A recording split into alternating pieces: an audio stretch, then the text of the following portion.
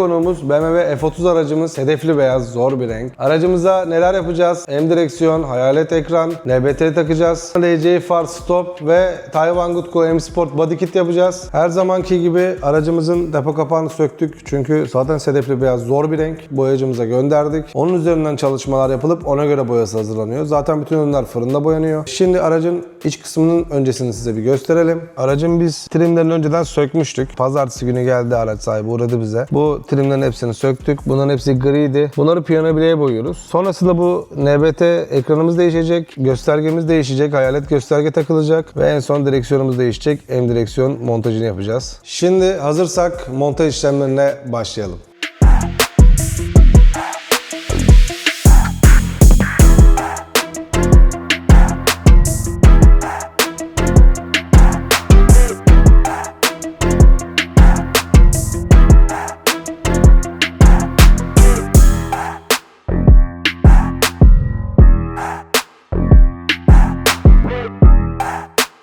Airbag'imizi söktük. Şimdi soketini de alalım. Gördüğünüz gibi airbag'imiz. Direksiyonumuzu da sökeceğiz.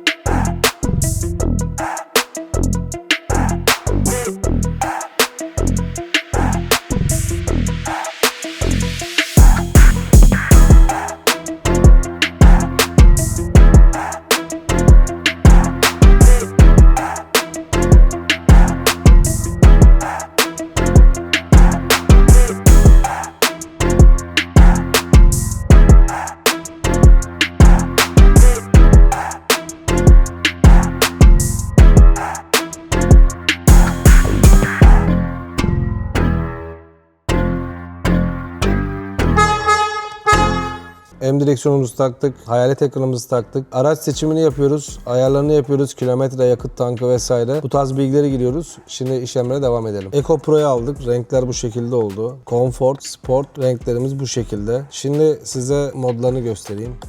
Buradan ayarlayabiliyoruz. Birinci görselimiz bu. İkincisi zaten az önce ekrandaydı. Bu şekilde. Üçüncüsü,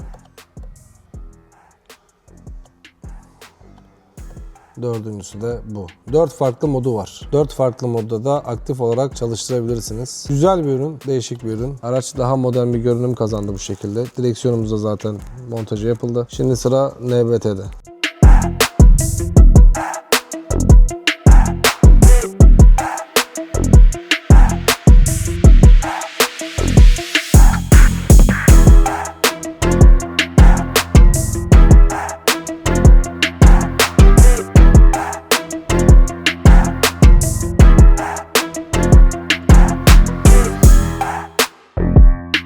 Cihazlarımızın montajını bitirdik. Dediğim gibi hayalet M direksiyon, NBT ekran taktık. Gayet hızlı, akıcı, CarPlay özelliği hepsi var. Ana menüsünde şöyle göstereyim. Aracın orijinal menüsüne de geçebiliyoruz bunun. Bakın bu şekilde. Orada da gayet akıcı. Herhangi bir donma, takılma vesaire olmaz. 464 10 inç cihaz. Gayet başarılı bir ürün. Buradan kontrol edebilirsiniz. Kadranımızı zaten bu şekilde de gösterdim. Şimdi sıra iç ambiyansta. Çok detaylı gösteremedik ama ambiyanslarını yaptık. Piyano bilek trimlerini de taktık. Boyamıştık bunları, biliyorsunuz. Griydi. Şöyle gösterelim.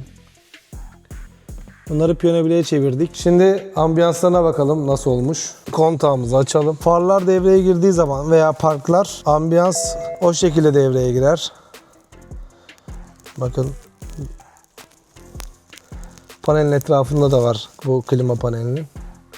Kapılarda var, kapı açma kollarında var ve ayak altında var aynı zamanda. Şimdi ambiyanslarımızın renklerini değiştirelim. Uygulamamız yine aynı. Şöyle bir amber rengine getirelim önce aracın içine. Bu şekilde. Şu alt kısımdaki bardaklığa da yapıyoruz biz bu işlemi. Daha şöyle göstereyim, bakın. Renk değiştirdim şu an. İşte kırmızı, mavi. Çünkü burası çok karanlık oluyor. Buraya da güzel bir aydınlatma oldu. Şimdi gelelim uygulamanın en güzel kısmına. Şimdi her yer kırmızı. Ayak altlarında ben mavi istiyorum. Gördüğünüz gibi ayak altları maviye döndü. Şöyle göstereyim. Kapı cepleri aynı şekilde, üst kısmında beyaz yapmak istiyorum. Gördüğünüz gibi üst kısımlar beyaz, aşağılar mavi. Aşağıları pembe yaptım. Gördüğünüz gibi panel beyaz, kapıların üst kısımları beyaz. Aşağılar ve cepler ayak altlarıyla beraber farklı renkte. Bu ışık şiddetini de ayarlayabilirsiniz. Buradan aşağı tarafı sadece kısabilirsiniz veya açabilirsiniz. Yukarıyı kısabilirsiniz. Hani aşağısı daha güçlü olsun. Yukarıki kısmı kısalım diyebilirsiniz. Veya tamamen yukarıyı kapatabilirsiniz. Sadece ayak altları da yansın diyebilirsiniz. 64 renk seçeneği mevcut. Gayet güzel bir ürün. Bu akşamlık bizden bu kadar. Yarın sabah yine görüşmek üzere. Evet arkadaşlar, yeni bir günden herkese merhaba. Şimdi aracımızı söküyoruz.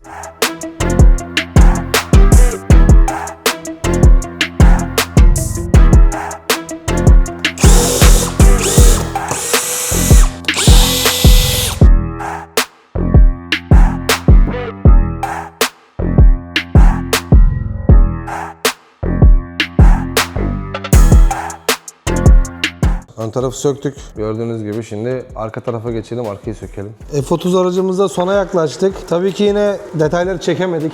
Arabayı bitirdik. Şimdi stoplarını takıyoruz. Stopları taktıktan sonra başka bir işi, ön lipi var, spoiler'ı var, daha onları takacağız. Şimdi bu iki yaptığımız son F30 araçlarda da maalesef çok istediğimiz gibi görüntüler alamadık. Çünkü çok bölündük. Yani gelen giden iş güç, biraz yoğunluk var. Haliyle de her şeyi detaylı çekemedik. Bundan dolayı biraz bu videolar hani kısa olmuş olabilir ama en azından montajlanmış halini görün. Nasıl olduğunu araçların. Mesela bu aracımız sedefli beyaz. Biz bunu boyasını vesairesini yaptık. Herhangi bir ton farkı falan, renk farkı olmadı bu araçta. Gayet güzel oldu, rengi birebir oldu. Ondan sonra en azından bunların size detaylarını gösterelim, bitmiş hallerini.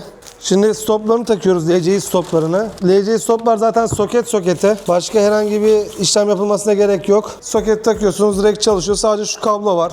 Dış stoptan iç stopa çektiğimiz. Onun haricinde başka yapmanız gereken herhangi bir işlem yok. Şimdi bu kabloları buradan yukarıya çekeceğiz. Ondan sonra iç stopları takacağız. Bunu da döşemenin arkasından alıyorsunuz. Burada yay var. Kablo yaya takılmaması lazım. Buna dikkat etmeniz gerekiyor. Onun haricinde herhangi bir sorun, sıkıntı zaten yaşamazsınız. Çamur, pislikten dolayı zor çıkıyorlar. Önümüz kış olduğu için çünkü şu anda. İç stopları takacağız. Evet, stopu kontrol edelim. Stopumuz tamam. Soketlerini takalım. Şimdi bu çektiğimiz sinyal için malum LC olmayan araçların orijinalinde şu iç kısımdaki stoplarda sinyal yok ama LC stoplarda burada sinyal var. O sinyali aktif etmek için bu kabloyu buraya çekiyoruz buradan. Bunu direkt zaten burada karşılığı var soketi. Hiçbir yeri kesip biçmiyoruz. Bu şekilde soket taktığınız zaman zaten bu ürün direkt çalışmaya başlıyor. Bunu da buraya güzelce kamufle edeceğiz. Bantlayacağız. Ondan sonra zaten bu kısımlara kaplamalar geldiği için bunlar zaten gözükmeyecek. Orijinal tesisatı da gösterelim. Bak, orijinal tesisat da aynı şekilde zaten. Biz öteki kabloyu da oradan götüreceğiz gene. Evet, bu kısım bu kadar. Kablonun bu fazlasını yukarıya bırakmayın. Çünkü bu bagaj kapandığı zaman bu demir ileriye gidiyor. Bu kablo buradan kasılır ve kopar. Bunu bu içeride bırakacaksınız. Yani şu şekilde bu tarafa çekeceksiniz. Buranın içerisinde bırakacaksınız ki bu kablo kopmasın. Bagaj açılıp kapandığı zaman bagajla beraber hareket halinde olsun. Başka yapmanız gereken herhangi bir şey yok. Burası tamam. Şimdi bu tarafı yapalım. Evet, bu stopu da taktık. Şu şekilde kontrol edin. Buradaki tırnak oturmazsa bu stop yolda bu şekilde çıkar. Ondan sonra stopsuz kalırsınız. Evet arkadaşlar, gördüğünüz gibi burada da aynı sistem devam. Bunu bu tesisatın, orijinal tesisatın üstünden şu şekilde bantlayarak aşağı doğru çekiyoruz. Yine fazlasını buraya alıyoruz. Şu şekilde içeriye bırakıyoruz. Evet, hepsi tamam. Şimdi döşemeyi takacağız.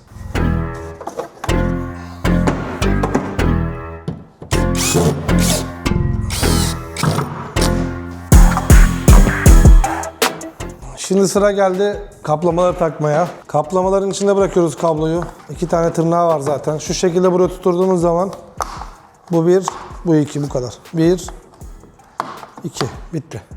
Şimdi bir kapatalım bakalım, görelim. Farları da yakayım.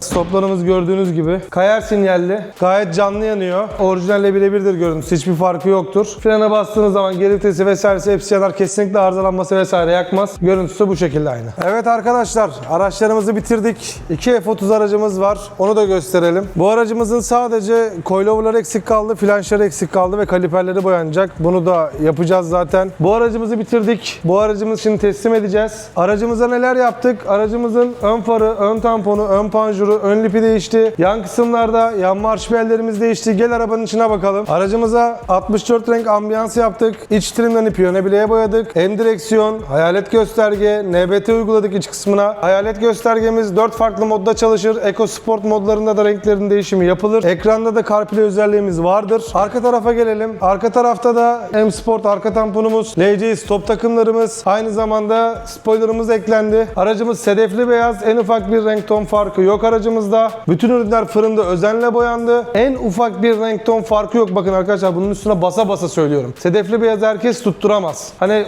bu şekilde gösterelim. En ufak bir ton farkı yok araçta. Şimdi bize gidiyorsunuz ki bazen, ya işte biz daha uyguna fiyat aldık, şudur budur. Arkadaşlar, daha uygun aldığınız fiyatlarda şu işçiliği hiçbir zaman alamazsınız. Biz bu araç, ön tarafı da bak göster arabanın. En ufak bir renk ton farkı göremezsiniz araçta. Neden? Biz depo kapağına göre üstünde çalışma yaparak bu boyaları hazırlıyoruz. Boyamız atmaz, boyamızda renk ton farkı yaşamazsınız. Hatlar bozuk olmaz. Zaten kullandığımız malzeme Tayvan Goodco. Kaliteli bir ürün. Şimdi bu aracımızı da bitirdik. Bu aracımıza da aynı işlemleri yaptık. LC dönüşümünü yaptık. Sadece bu araç 40. yıl. Zaten NPT'si, M direksiyonu vesairesi hepsi üstünde geliyor.